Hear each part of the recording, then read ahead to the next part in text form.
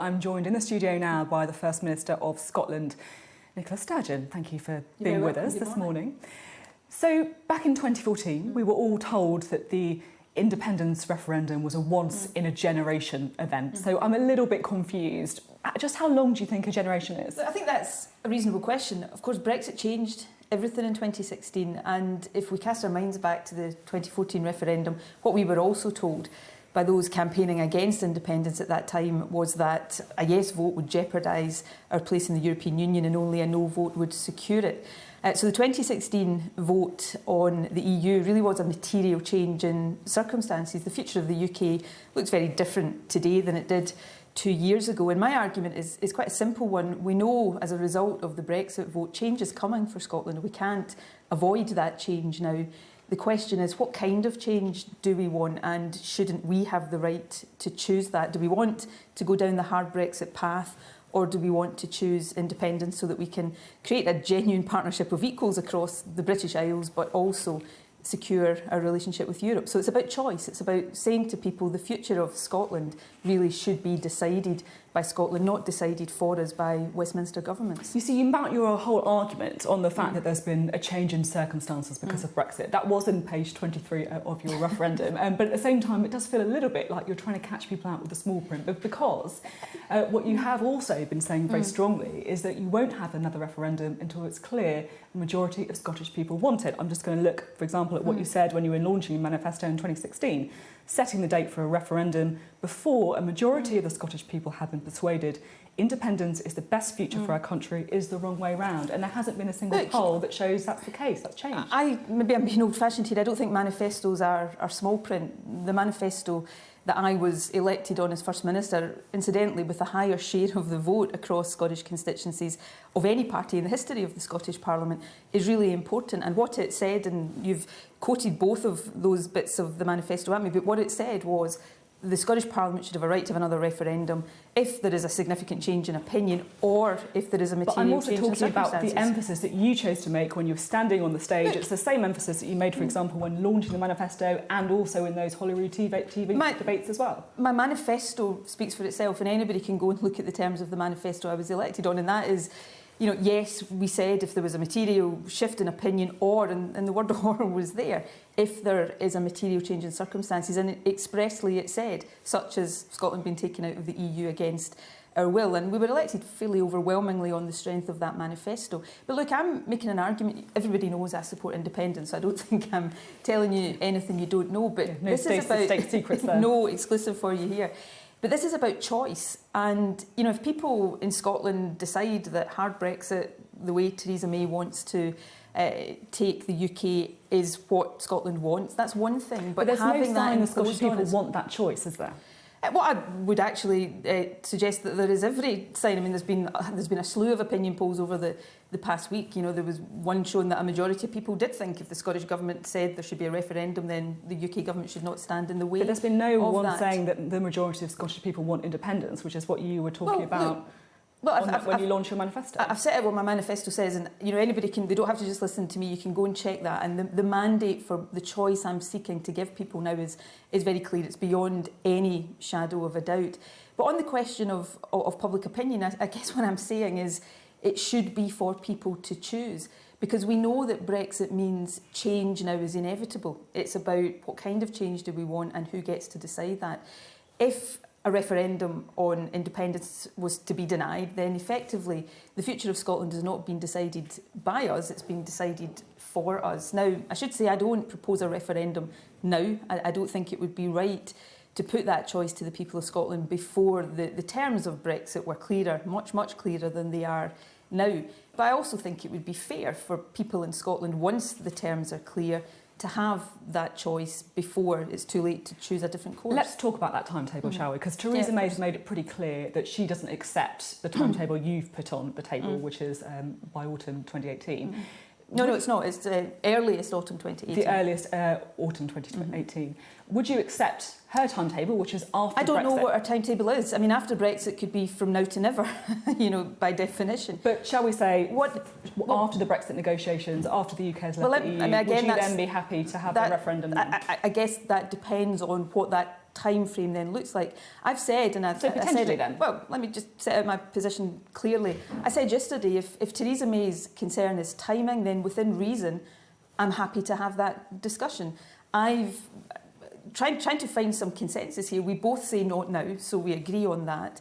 I've set out the time frame that I think would be fair and reasonable. She says she doesn't agree with that, so I think it's therefore for her to say what time frame she thinks would be reasonable, and then let's have that discussion. I'm perfectly happy to have that discussion. So would 2020 be okay? No, that takes to the second point I was going to make. I don't think it would be fair for Scotland to have a delay so that it meant that Scotland was taken out of the EU, a long period of time was allowed to elapse, making it much harder then for Scotland, even if it wanted to negotiate a different relationship with Europe. That's why I talk about this, before it's too late for us to choose a different course. So, I've tried very, very hard to compromise with Theresa May over the past number of months. I mean, what viewers outside of Scotland might not be aware of is that we actually put forward a proposal that would have accepted Scotland staying in the UK, coming out of the EU, but protecting our place within the single market, proposing new powers for the Scottish Parliament to try to protect Scotland's interests in a post-Brexit landscape. So we've tried very hard to compromise, and we've met so far with a UK government that's been very intransigent and not willing to enter into that discussion. Part of Theresa May's concern, of course, will be that this is not the right thing to be hanging over those crucial negotiations. Now, I understand, of course, that you represent people in Scotland. Do you not care at all about the instability about other people in the UK, people from England, Wales and Northern Ireland? Care. I care deeply. I didn't want the UK to be in this position at all. I want the UK to get a good deal from Europe, because that, apart from being in the best interests of people in other parts of the UK, that's also the best interests of Scotland. But this could be a distraction from that deal. But I cannot, and I'm not alone here, I cannot simply pretend that I don't have real fears that Theresa May will not get a good deal. She may get a bad deal or no deal, and that even a good deal will be significantly worse than membership of the single market. So this comes to the choice I had to make. I can, choose to let Scotland simply drift through the next 2 years, crossing my fingers, hoping for the best while fearing the worst, or I can try to set out a plan for Scotland now that gives, at the right time, the people of Scotland a choice. And I think it's right to plan to give people in Scotland the choice. OK, well, let's talk about that plan, shall we? In independent Scotland, in your mind, would you be looking to join the EU as a full member state? You would? That's long-standing SNP policy. Even though it's so complicated in order to get to that application. Well, and all you need is one member state to say, no, that's no good, such as Spain, who have their own issues with separatists, and you'd be at the back of the queue, wouldn't you? Because there is no waiting list. There is no queue to join the European Union, and we've had several voices over recent times saying that if Scotland wanted to be in the EU, there would be a very open, warm reception for that. Now, I accept that we're in changed circumstances. In 2014, when I was arguing the case for independence, the UK was very firmly in the EU. The UK is now going to be coming out of the EU. So we have to, and set out very clearly to people in Scotland before asking them to make this choice, the route and the process that we would take to transition from where we are now to being in a relationship with Europe that was right for Scotland. So, that's detail that requires to be set out. But I do believe it's right for Scotland to remain within that European family of nations, not instead of trading across the UK, but in addition to that, the single market is massively important. It's massively important to the UK economy. It's very important to the Scottish economy. Geographically, we are on the periphery of Europe. It's really important to be in the single market. It's important for investment and for jobs, to protect the rights of ourselves to follow careers or jobs in other European countries and vice versa. It's important for all of these reasons. So yes, I do think that is important. It's also what people in Scotland voted for. You say the single market referendum is important. Of course it is important. But 63% of Scottish trade is with the rest of the UK, and that compares to just 16% with the EU. I mean, the real economic risk would be leaving You're asking me very Kingdom. fair questions, and I'll come on to that directly in a second, but I absolutely accept the scrutiny of these positions, because if you think about the Brexit vote, people were asked to vote with no detail whatsoever. 9 months on, it's still Brexit means Brexit is about as much detail as we've got. I mean, it's a leap into the dark, a bit like the other referendum, isn't it? I'm determined that it wouldn't be. It would be an informed choice, which is why I say the choice should happen when the terms of Brexit are clear, and also the obligation is on me and those arguing for independence to put forward the detail on what independence looks like. But to come back to your question, because I wasn't trying to dodge it, the trade with the UK, trade with the rest of the UK is important for Scotland, vitally important for Scotland. It's important for the rest of the UK to trade with Scotland. I'm not proposing staying in the single market instead of that trade. And for those who say, oh, but it would be impossible to trade, an independent Scotland to trade with the UK, I'd make 2 points. We've got a UK government saying that it's going to freely trade with every country in the world. It would be a bit odd if that excluded an independent Scotland. But secondly, the Prime Minister, rightly I should say, I absolutely agree with the comments she makes in this regard, is saying right now to the Republic of Ireland that the UK being out of the EU and the Republic of Ireland being in it does not necessitate a hard border between Ireland and the UK and would not put in place barriers to trade. I simply make the point that it's not credible for the UK government to say that to Ireland, an independent country in the EU, and to somehow pretend that the situation would be different for an independent Scotland. So what currency then would an independent Scotland have? We're doing a piece of work looking at this just now. Obviously in 2014 we proposed using the pound within a currency union. The starting point of our consideration is that Scotland would use the pound. It's our currency, it's a fully tradable international currency. But as I'm sure you know, I have a growth commission right now looking at a plan for the economic future of Scotland, but also looking in detail at currency options for Scotland. So you don't know then? Well, you're calling for a referendum when you're not sure what currency you'd use? That commission hasn't concluded its work yet, I'm being perfectly frank. Look, a referendum at the earliest is going to be 18 months from now. I absolutely accept well in advance of that, not just in currency, but on the economic plan, on some of the questions you're asking me on Europe, we will set out a very clear proposition. But I think it's right, given the changed circumstances of Brexit, that we do very serious work before we come to putting that proposition forward. So that work hasn't concluded yet. I said in my speech to the SNP conference yesterday, it will conclude over the next few months, and at that point we will publish its conclusions for public scrutiny and debate. And people, I feel, few people have said, commentators have said that those of us arguing for independence next time round would try to sort of emulate the Leave campaign by putting slogans on the side of a bus and giving no detail. I would not want the future of my country to be decided on that basis. I want people in Scotland to have an informed choice, and that means informed about the implications of Brexit, but also informed about the implications of independence. And yet you can't say what currency they would use. I mean, so surely that would be something you should work out before calling for the referendum and before going to the Scottish Parliament. A referendum, as we've just been talking about, is at the earliest 18 months away. I'm not asking people to vote today or tomorrow or next week or next month.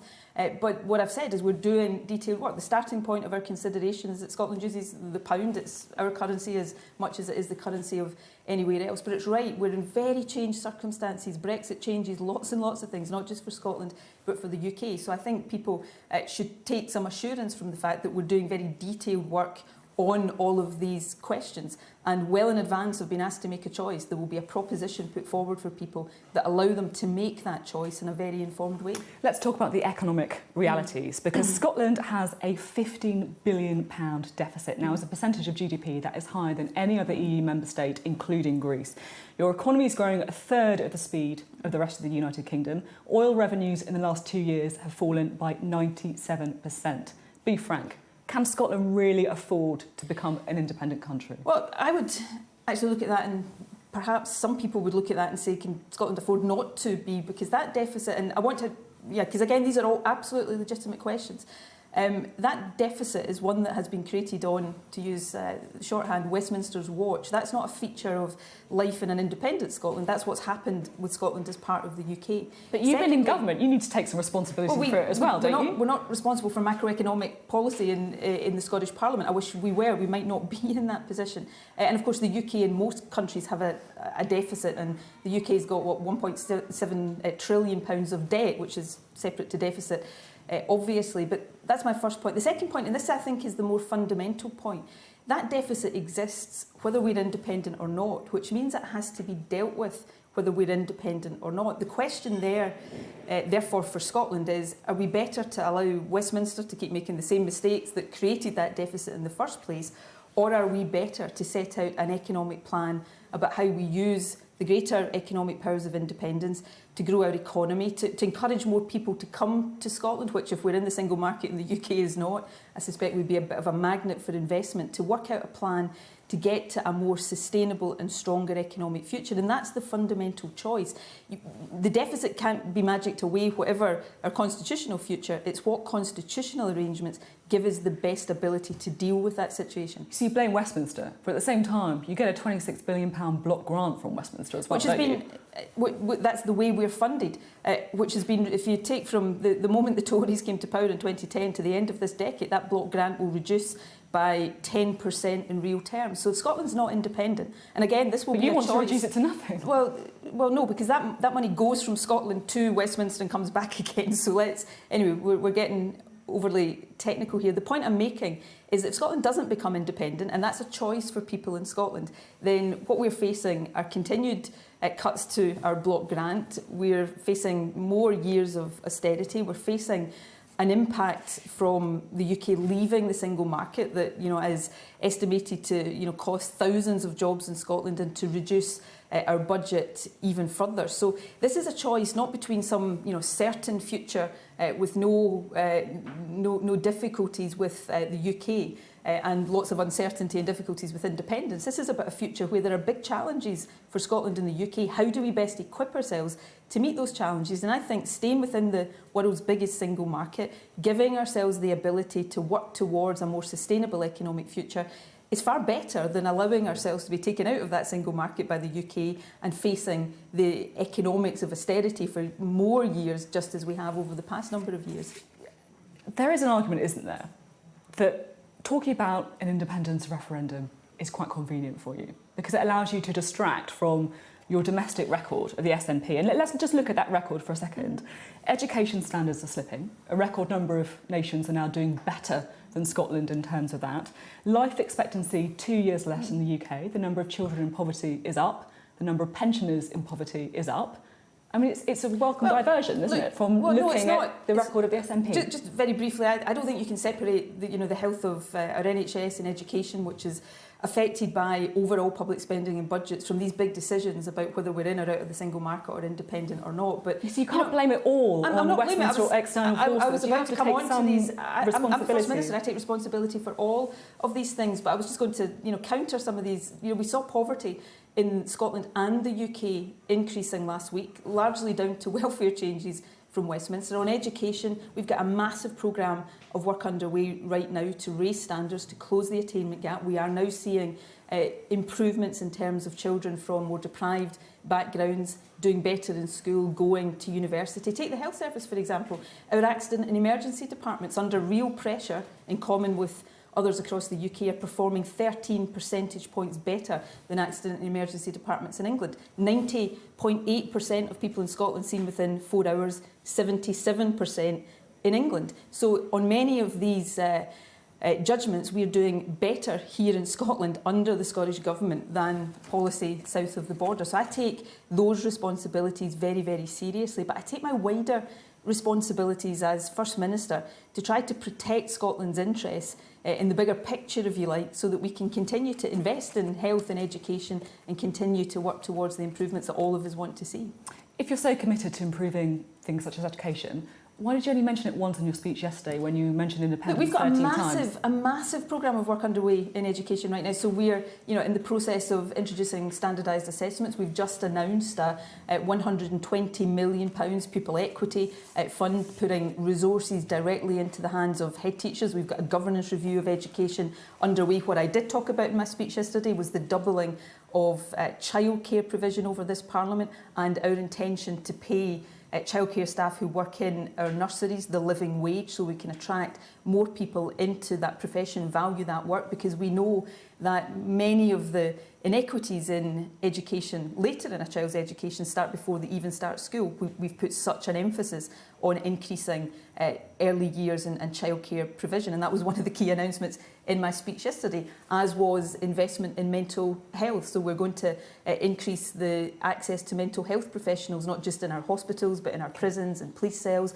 Also announcing investment in my speech yesterday around digital skills. So you can't just, I know you don't, now that I'm talking about all the things I did announce in my speech yesterday, you want to stop. These were all in my speech yesterday. They're all vital. But all of these things are at risk if we allow ourselves to be taken down that hard Brexit path that is going to be so damaging for our economy and our society. Now, I'm really interested in this question because you are clearly a formidable politician. You've devoted your life to independence. You've built your reputation over many years.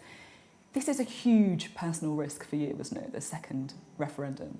If you fail, then just like David Cameron, this could be all you're remembered for. I just take a simple view. I'm not in politics to, judge everything and what it means for my own individual career. But you must feel that pressure slightly. Look, any politician worth their salt, Sunday morning, that doesn't feel the pressure of the job shouldn't be in that job. So I feel the pressure. I feel far more pressure to make sure we've got a really well-performing health service and to fulfil the commitment I've given around education. These are the things that matter and what to me. What was the formative thing in Nicola Sturgeon's life that meant you were so committed to an independent Scotland? I grew up when Margaret Thatcher was Prime Minister in a part of Scotland, in common with many communities across England and Wales as well, that was really damaged because of her industrial policy, because of her approach to many policies. So I grew up with people who had a sense of hopelessness. Unemployment was very high. And one of the things when I was very young that seemed wrong to me was that all of these policies were being imposed on Scotland when the vast majority of people in Scotland had never voted for Margaret Thatcher's party. So my politics are driven by social justice and building a better country. Independence for me is not the end in itself. It's the means to an end. It's the means to trying to build a better Scotland. So will you stand down then if you lose this referendum? I'm not planning to lose. I'm planning to give people in Scotland a choice, and I'm planning to try to persuade them to make what I consider to be the right choice. And after we've had it, I'll be perfectly happy to come back and answer those questions. But it's not a question that I'm going to engage with right now. I was hoping you would, but I know you were. But, not quite an answer. You know better. Nicola Sturgeon, thank you very much. Thank you very much.